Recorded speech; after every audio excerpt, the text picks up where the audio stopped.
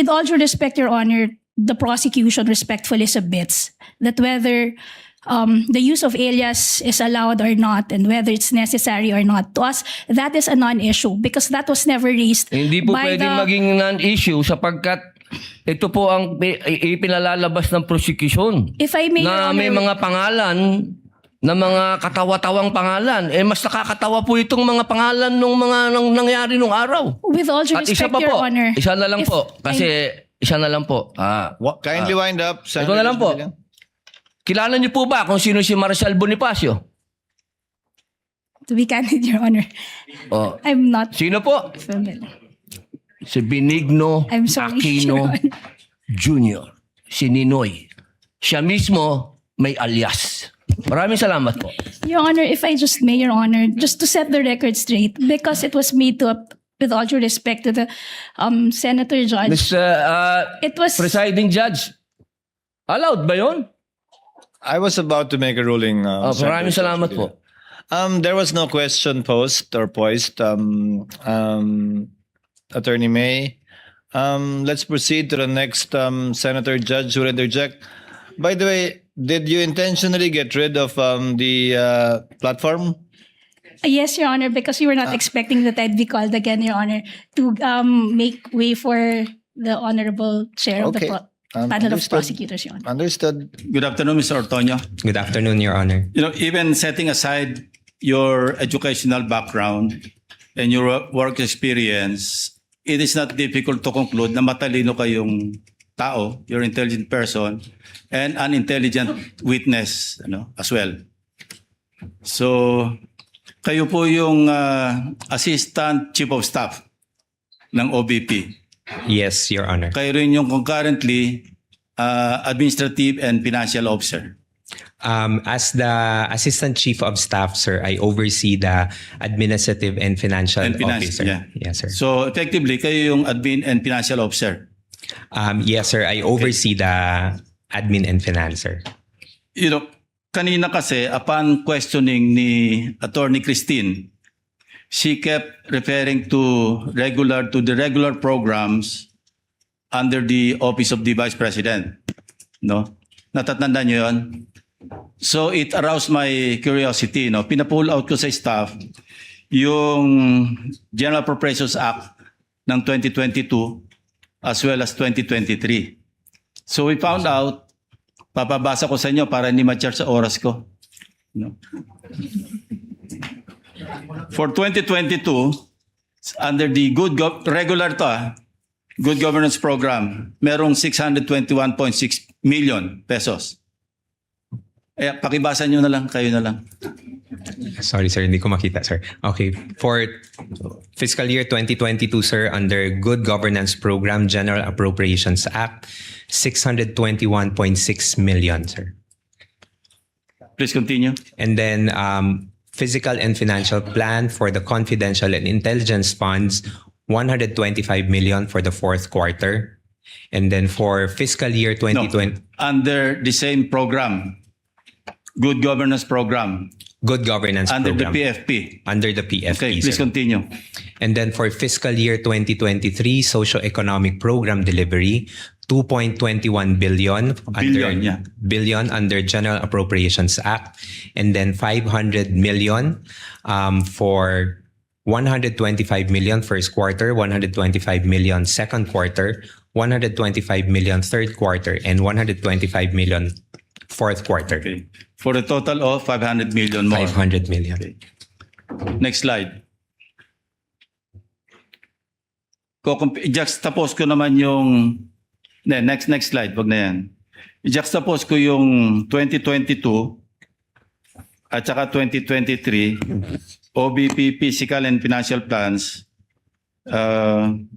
Confidential Intelligence, dalawang budget years. Pakibasa yung last quarter, physical target.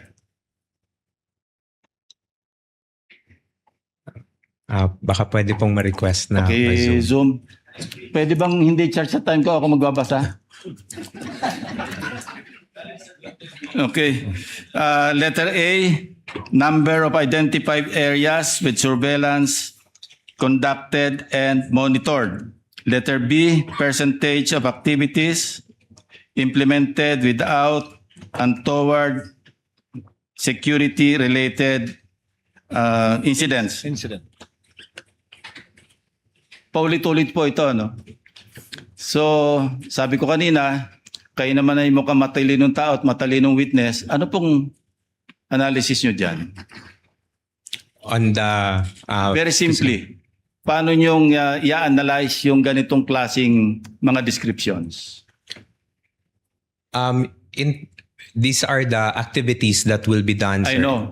Pero Yes, kung sir. i-analyze nyo, ano ibig sabihin nito? Hindi ba ito insulto sa common sense? Hindi man lang nyo binago ng konti, at least si Colonel Lachica siguro ito. No? Unang-una, regular program, sana man lang, pagdating sa PFP, binago nyo yung nomenclature. Tapos, under the physical target, yung column, sana man lang, binago nyo yung activities. Copy-paste eh. Again, ulitin ko, tingin ko sa inyo, matalinong tao, matalinong witness. Anong tingin nyo rito? Kung i-describe nyo in one word. Sir, I cannot O, ako na mag-describe. I think it's stupid. Sana man lang, binago-bago niya ng konti. Maraming salamat, Mr. Presiding Officer. Next would be Senator Judge Padilla. Maraming salamat po, Ginoong Tagapamahalang Hukom. Meron lang po akong tanong sa ating saksi.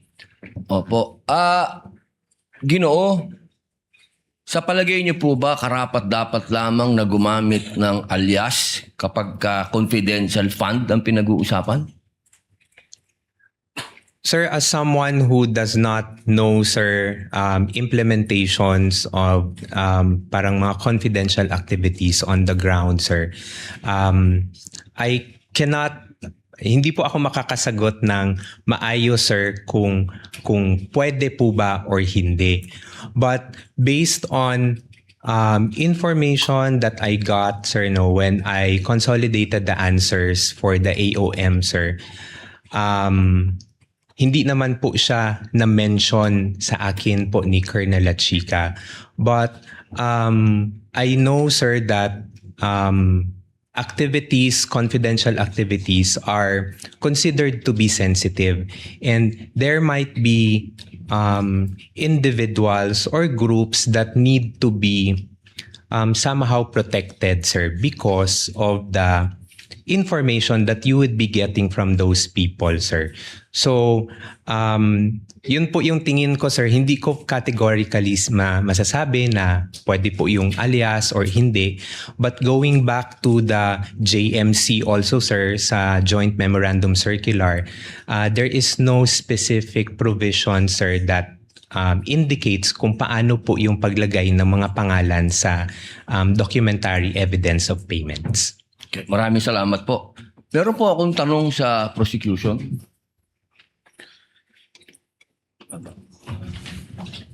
Magandang hapon po. Napakaganda po ng inyong ngiti. Good Opo. afternoon din po, sir. Opo. Batid po ba ninyo ngayon, mga petsa na to, kung ano ang pinagdiriwang natin sa Pilipinas? Magmula po 19 hanggang 30. Buwan ng wika daw po, sir. Bukod po sa buwan ng wika, National Heroes Day. National Heroes Day. Ito po ay hango sa ating mga bayani. Tama po ba? Opo. Opo. Naniniwala po ba kayo na ang ating mga bayani ay may mga alias? Kilala niyo po ba sila Di Masalang? I'm sorry po sa aking history teacher. Ayan, opo. Hindi ko na po maalala. Ito po ang masyado. pinakamagandang panahon para maipaalala po sa inyo na ang ating mga bayani ay gumamit ng mga alias.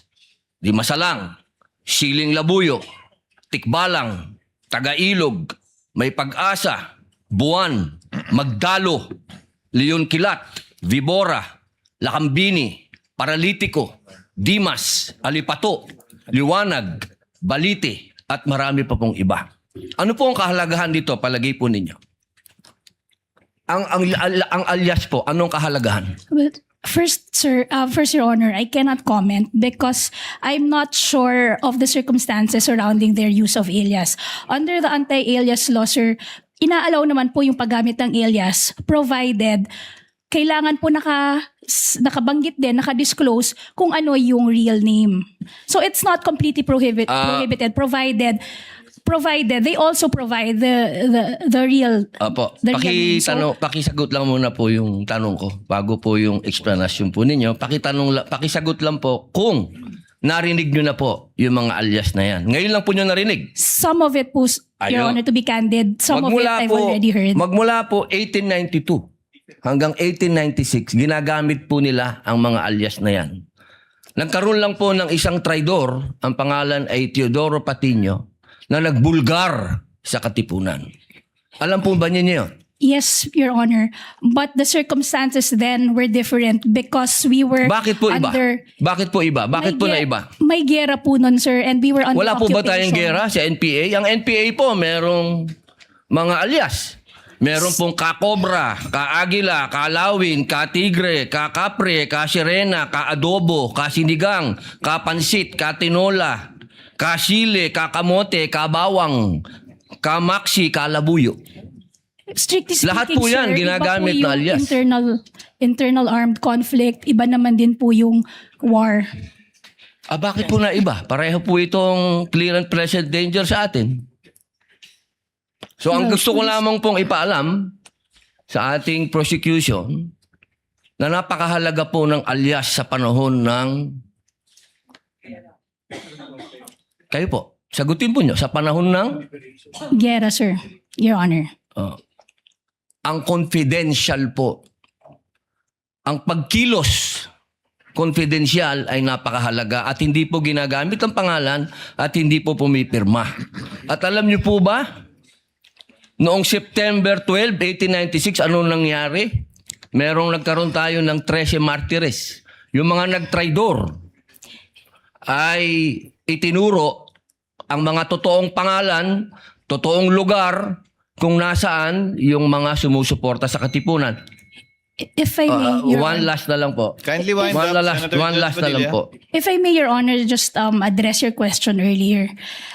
With all due respect, Your Honor, the prosecution respectfully submits that whether the use of alias is allowed or not and whether it's necessary or not, to us, that is a non-issue because that was never raised Hindi po by pwedeng maging non-issue sapagkat ito po ang ipinalalabas ng prosecution. If I may, Your Na may Honor, mga pangalan na mga katawa-tawang pangalan. Mas nakakatawa po itong mga pangalan nung nangyari nung araw. with all due At isa respect, pa Your po, Honor. isa na lang if po. Kasi isa na lang po. Kindly wind up, Senator Ito na lang Judge po. Padilla. Kilala niyo po ba kung sino si Marcial Bonifacio? To be candid, Your Honor, Oh. I'm not Sino po? familiar. Si Benigno I'm sorry, Aquino Your Honor. Jr. Si Ninoy. Siya mismo may alias. Maraming salamat po. Your Honor, if I just may, Your Honor, just to set the record straight, because it was made to, with all due respect to the Senator Judge, Miss it was, Presiding Judge, allowed ba yun? I was about to make a ruling. Senator Maraming Judge salamat Padilla. po. There was no question posed or poised. Attorney May. Let's proceed to the next Senator Judge who will interject. By the way, did you intentionally get rid of the platform?